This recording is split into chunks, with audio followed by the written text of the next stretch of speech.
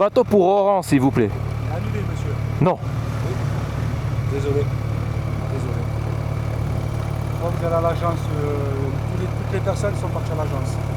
C'est au boulevard des Dames, dans le 2e, à Marseille. Bon. Bah, douche froide. Vraiment douche froide. Alors, l'annulation de la traversée m'a vraiment mis un coup au moral. Et oui, j'ai remis en question tout le voyage, sachant que mon timing était serré et qu'il fallait que je reprenne le travail à une date bien précise. Et alors, s'il y a un incident sur la traversée du retour, si j'ai un incident pareil, c'était vraiment inenvisageable. Je suis parti quand même voir les gars de l'agence à Marseille, qui m'ont dit que finalement non, c'était pas une annulation, mais juste un report, donc un report de la traversée pour le lendemain. Bon, un report, mais ils nous ont rien dit, mais bon, bref, on va pas commenter. Alors ils m'ont imprimé un billet pour le lendemain, mais en toute honnêteté, j'étais pas sûr de vouloir partir. Voilà, donc j'ai appelé un vieux pote qui habite à Nice et je lui ai dit, écoute, débrouille-toi, j'ai une galère, je suis bloqué à Marseille, je viens chez toi, on va passer la soirée ensemble et même je vais passer la nuit chez toi. Ouais, il m'a dit, ok, viens, aucun problème. Il m'a dit, par contre, fais pas toute la route, fais pas toute l'autoroute. Je te conseille de sortir et faire les gorges, le massif, pas les gorges, le massif de l'Estérel. C'est ce que j'ai fait et j'ai franchement pas regretté. C'est vraiment pas mal, vous allez voir. Mais avant, je me suis arrêté sur une aire d'autoroute pour me reposer et réfléchir un peu. Mais pourquoi je veux aller au bled? Allez, je vais changer complètement de programme, d'itinéraire. Je vais aller dans l'arrière-pays niçois, un peu l'Italie, un peu les Alpes, et pourquoi pas même faire une petite incursion en Suisse et remonter tranquillement par la suite vers Paris. Mais pourquoi diable je veux aller au bled? Je ne sais pas.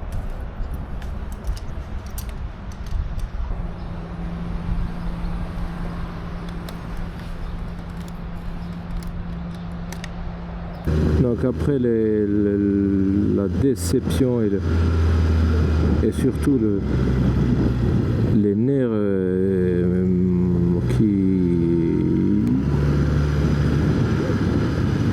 enfin l'énervement provoqué par la... Ah, ça tourne bien, hein. Ouais, dommage qu'il y ait ces deux voitures.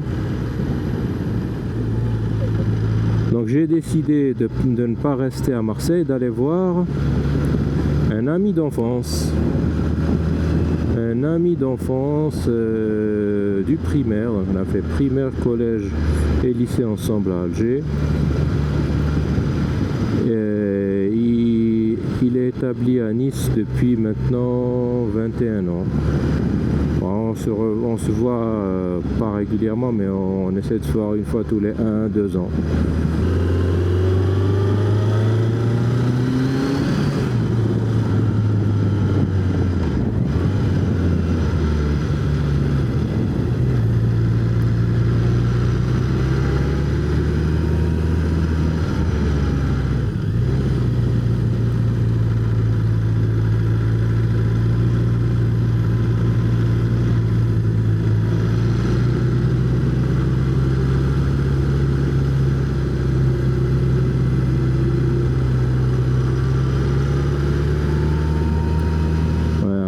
À deux c'est toujours plus difficile.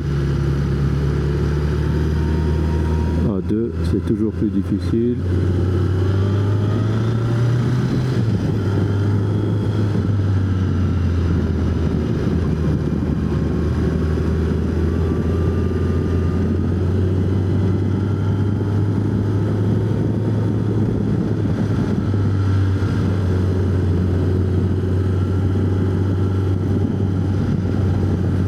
C'est toujours plus difficile et moi je commence à me faire vieux.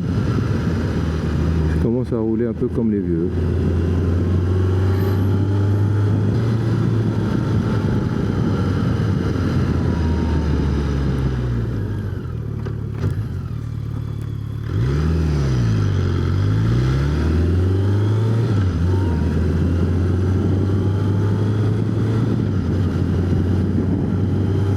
mal ces petits virages, hein. Alors Saint-Jean-de-Cannes, ok, donc je suis sorti à Saint-Jean-de-Cannes. Magnifique. Alors merci moi pour... Oh,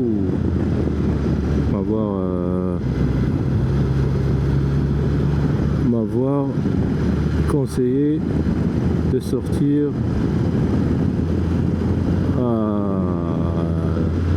pour les virages de l'Estérel. Pas dans le massif de l'Estérel.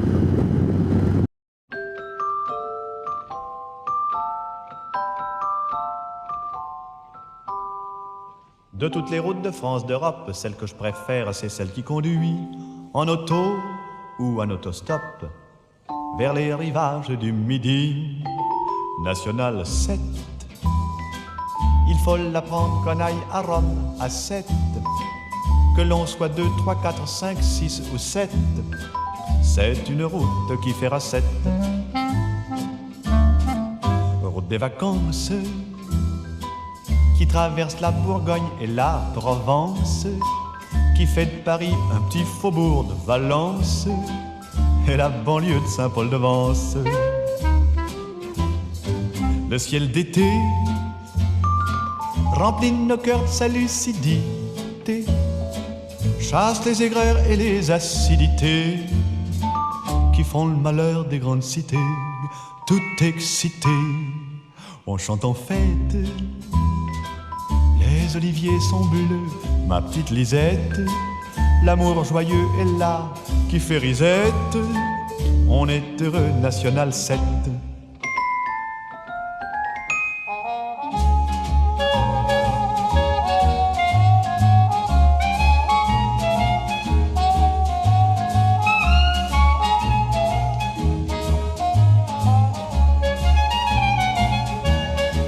Route des vacances qui traverse la plus belle partie de la France, qui fait de Paris un petit faubourg de Valence et la banlieue de Saint-Paul-de-Vence. Le ciel d'été remplit nos cœurs de sa lucidité, chasse les aigreurs et les acidités qui font le malheur des grandes cités. Tout excité, on chante en fête. Les oliviers sont bleus, ma petite Lisette. L'amour joyeux est là qui fait risette. On est heureux, National 7. On est heureux, National 7. On est heureux, National 7.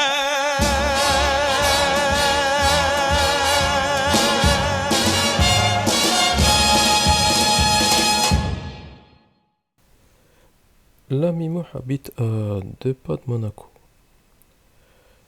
Et alors me voilà sur la moyenne corniche où j'ai fait une halte en attendant qu'il termine le travail. Et puis sur son conseil, je suis monté visiter le fort de la Revers. C'est un fort niché à presque 700 mètres d'altitude. C'est un ouvrage militaire. Il est situé au-dessus du village d'Aise. Ouais, Aise, ouais, c'est ça.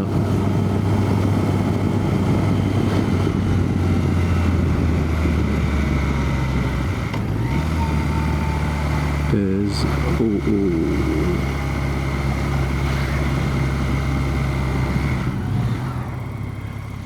Je sais pas si c'est... Ouais, c'est pas là.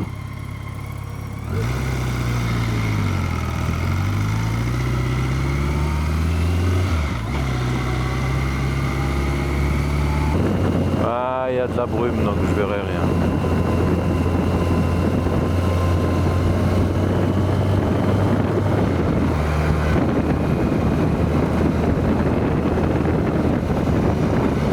Ah, il y a de la brume.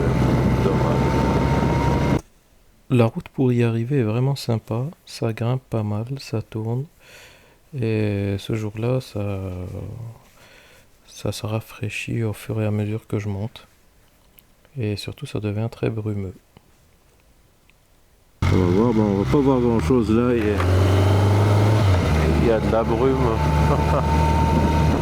Ah oui, allez, ça va, ça vaut le coup. A priori, ça vaut le coup. Ouais, non, ça vaut pas le coup. Y a pas. J'ai pas de chance.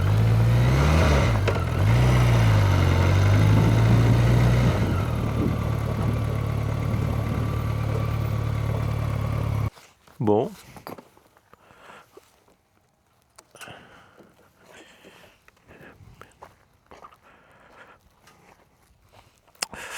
Bon pas de chance.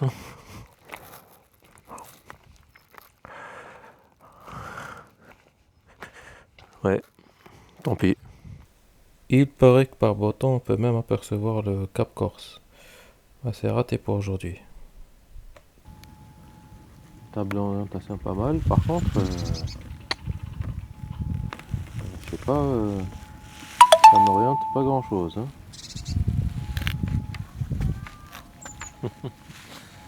Ouais, je pense que c'est des entrées maritimes. En tout cas, le coin est vraiment sympa. Le fort fait partie d'un ensemble de fortifications semi-enterrées et bâti à partir de 1874 jusqu'au début de la Grande Guerre. Il faut savoir aussi que pendant la Seconde Guerre mondiale, le gouvernement de Vichy y avait transféré des prisonniers alliés, principalement des pilotes britanniques. On y trouve le mémorial du révérend Donald Currie-Kasky. J'espère que j'écorche pas trop son nom. C'est un Écossais célèbre pour ses exploits durant la Deuxième Guerre mondiale, car en effet il avait contribué à exfiltrer une bonne partie des prisonniers alliés. On nous bassine avec le débarquement des GI, mais non, tout le monde a participé à la libération de la France. Voilà, que ce soit des Écossais, des Anglais, des Africains, des Maghrébins, tout le monde. Des Français. Et 200 km plus tard, me voilà arrivé chez moi, chez qui je me suis invité. كيفاش؟ اكلتك من بعيد. ouais, bravo. Beau timing. مين كيفي؟ Quand tu roules, ça va.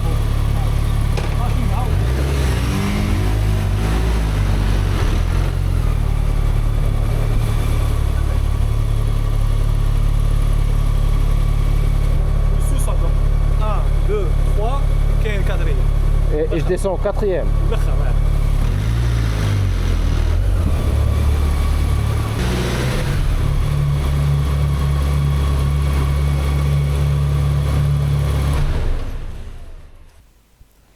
Là, avec moi, on a passé toute la soirée à discuter. C'était vraiment agréable. Je me suis mis au lit vers 20-23 heures. Et en toute honnêteté, à ce moment-là, je n'étais pas encore décidé. J'y vais pas, je sais pas. Je m'étais dit, allez, je mets le réveil à 5 heures du matin, on verra bien. Si je suis motivé, j'y vais, sinon, tant pis.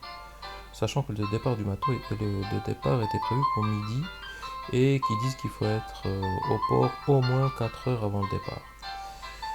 Voilà, donc au petit matin, le réveil avait bien sonné à 5 heures, donc je l'ai éteint et j'ai refermé les yeux et je me suis dit, allez, j'y vais pas, je m'en fiche. Mais là, toute la préparation du voyage me revenait à l'esprit et je me suis dit, zut, quel gâchis. Bon, allez, je me lève, je me prépare sans stress, j'y vais. Si j'y arrive, tant mieux. Sinon, allez, je m'en fiche, j'aurais tout essayé. Et voilà.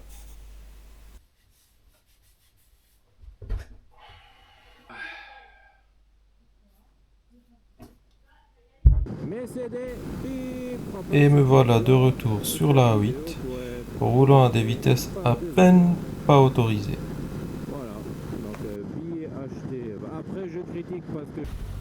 Et après Nice-Marseille par l'autoroute en roulant comme un vrai sagouin, me voilà arrivé au port et cette fois-ci le bateau était bien là.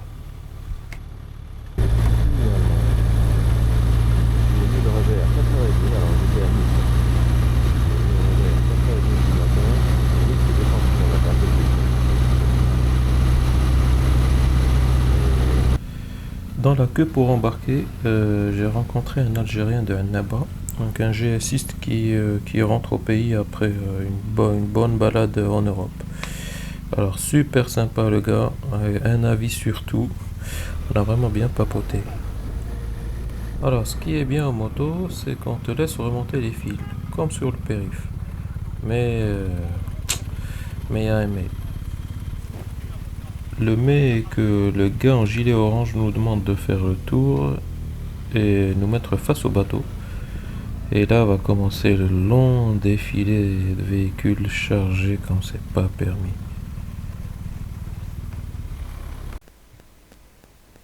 On a attendu là une bonne trentaine de minutes. Mais heureusement que j'ai rencontré Zoher, sinon le temps m'aurait paru encore plus long.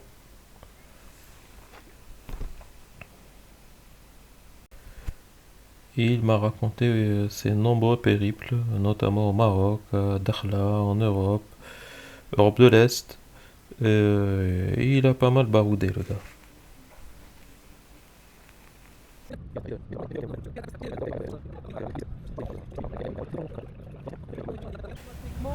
Allez, enfin, on nous fait signe d'embarquer. Ouais, j'ai compris.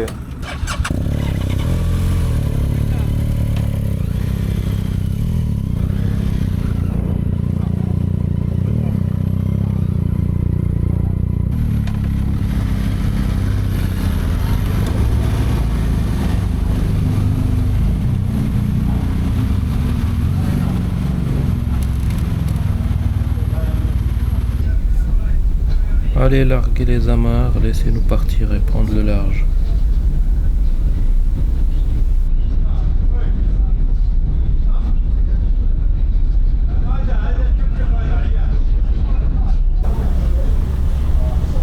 Au revoir Marseille.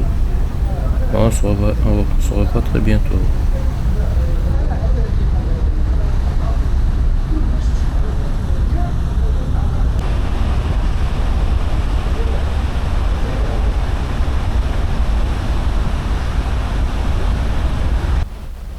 La traversée a été longue, environ 26 heures, mais bien calme. Alors, je vous laisse apprécier ce beau lever de soleil.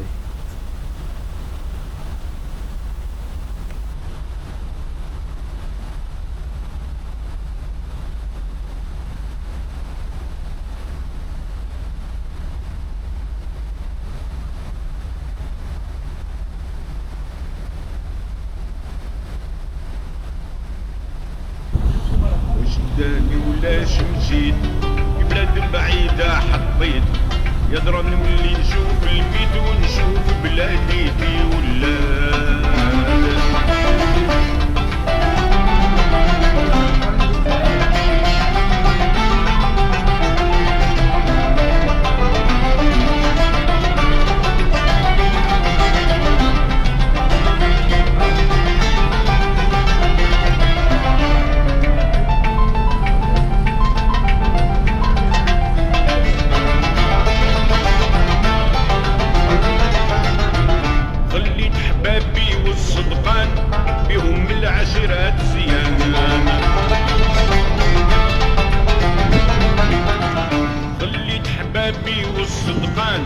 بهم العشرات زيان يا تحلوة في الامان مع اخواني مدى عديت يا تحلوة في الامان مع اخوانك مدى عديت في البحر وشطوط ودهبان سهرة تحلى مع الاخوان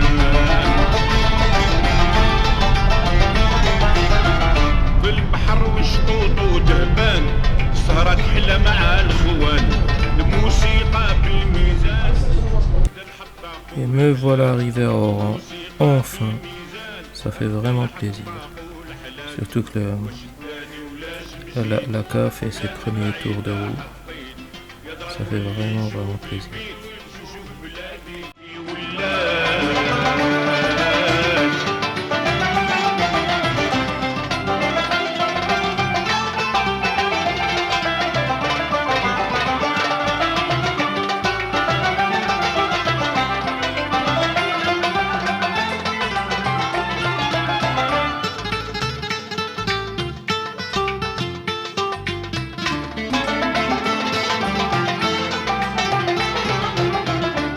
القعدة في سيدي فرج مع ولاد الحلال تفرج. محلى القعدة في سيدي فرج مع ولاد الحلال تفرج. سعيد وسيد أحمد وعزي والزين القعدات. السعيد وسيد أحمد عزي والزين القعدات. زيد من تما البو اسماعيل محمد وعمر بالدليل. زيد من تم البو اسماعيل محمد وعمر بالدليل. في الجنان والغصان تميل كلوا شرب وعمل نشوات. في الجنان والغصان تميل كلوا شرب وعمل نشوات. واش داني لاش مشيت بلاد بعيدة حطيت. Et voilà, ça sent la Méditerranée, c'est exceptionnel. Franchement, c'est génial. Ah, je suis...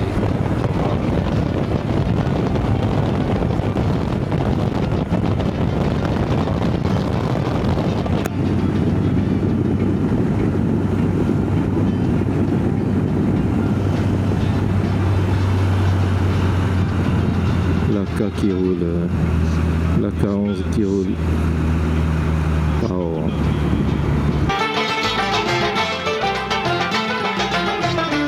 سهرة في زمان الصيف اللي نحبو نشط وظريف. في كلام ومسرار خفيف زادوا تحفوه الموجات.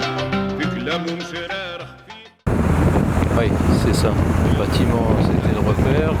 Voilà, je vois l'enseigne Ibis. Ah bah, c'est super bien indiqué, parfait.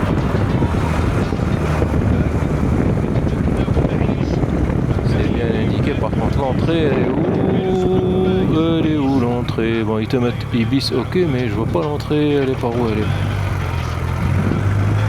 Bon, normalement, je devrais voir la moto de Nabil.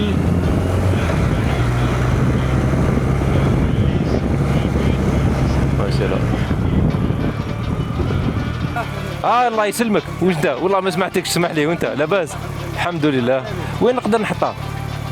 كيما هذاك حبيبي هذاك لاوي. على بالك؟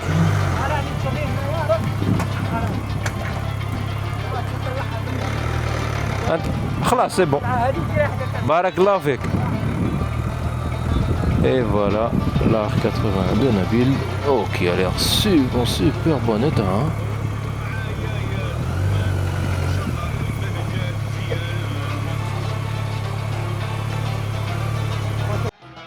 قولوا معايا يا الاخوان ان شاء الله البهجات زيان. اللي مغرب في كل مكان يصبر ويساعف في الاوقات. اللي مغرب في كل مكان يصبر ويساعف في الاوقات. ان شاء الله هذا حد بالباس مادام متعالبي عسان.